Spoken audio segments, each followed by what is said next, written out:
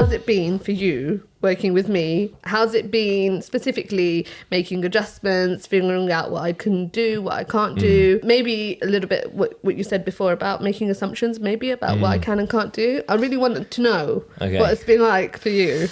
Right. In the beginning, it was nerve-wracking. So obviously, I think you are aware, just before you joined us, we had a deaf member in Kevin. So we've had Kevin for a couple of years, and it became quite easy because, you know, he can read, although he can't read lips or anything like that. And we struggled to sign, but there was a way to move forward with this. And then when I was approached by Raj and said, like, oh, you know, my sister's blind and stuff, obviously I was going to say, yes, of course, there's time and place. And I just thought, like, you know, is this maybe a step too far for us? But I thought, like, it'll be a moment of growth for either one of us. Little things that I still get wrong is that, you know, perhaps I'm standing on the wrong side of you.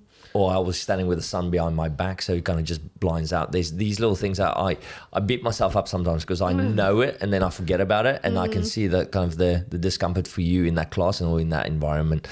So those are things that we can always work on. Things I was chuffed off, like the silliest thing I'm chuffed with is the white tape around the plate.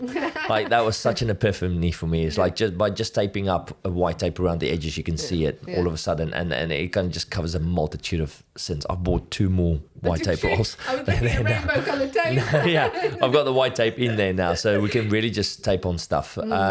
So that was good. Also, when you started explaining to me, I think the day when you brought your glasses in, with all the filters. So I actually did some training with Jackie and Arend to try to simulate some type of condition that I would have, so that they could get a real insight as to how difficult it was to move around. And I think that really helped you, didn't it? Absolutely. The moment, like, Jackie just walked me around the unit, I realized, like, how little it is that you can actually see. And then when you added to me, obviously, the condition of your eyes that you just cannot stop, and you know, there are movements, especially in the beginning, like burpees and stuff, that was quite disorientating for you. And I must just sing your praises that you kind of like just crack on with them now anymore. You don't moan about those anymore that much. But I think, little things like that, just the small adjustments and realizing that you know, it doesn't have to be massive. It just needs to be thoughtful, you know, and not being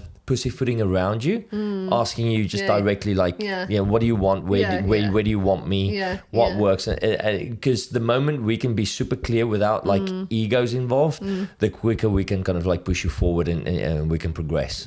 So I think that's the main takeaway for me is just sometimes I'm super overly nice, which obviously you've probably picked up on the last few weeks now. Like, you know, I'm just like, you crack on, man. You know, you walk into the box, you know where everything is. You go and put your bits down exactly where it needs to be.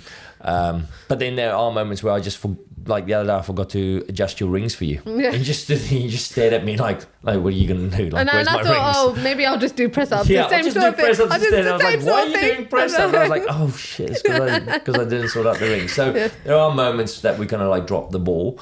But there's also just, you know, it's so quickly fixable right now. And just want to thank you for your spirit as well. Like, you've not for a single moment have you played a victim card in our gym, which is, you know, it's really refreshing because you've come in and you've attacked every opportunity and you've made, I mean, you're doing really well. Yeah. Thank you.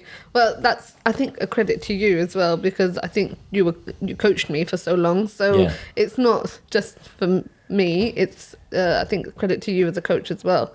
The other day when you put the skipping rope down on the plate, I thought, oh my God, I've trained him well, because I didn't even need to tell you. I was like, how am I going to find it afterwards? And you were like, we're going to put the plate here and then you can see it. And I thought, oh gosh, he just knows me so well now. And I thought that was it was so seamless, you know, our communication between me and you is so seamless. Good. So, well, there's your question. Thank you very much.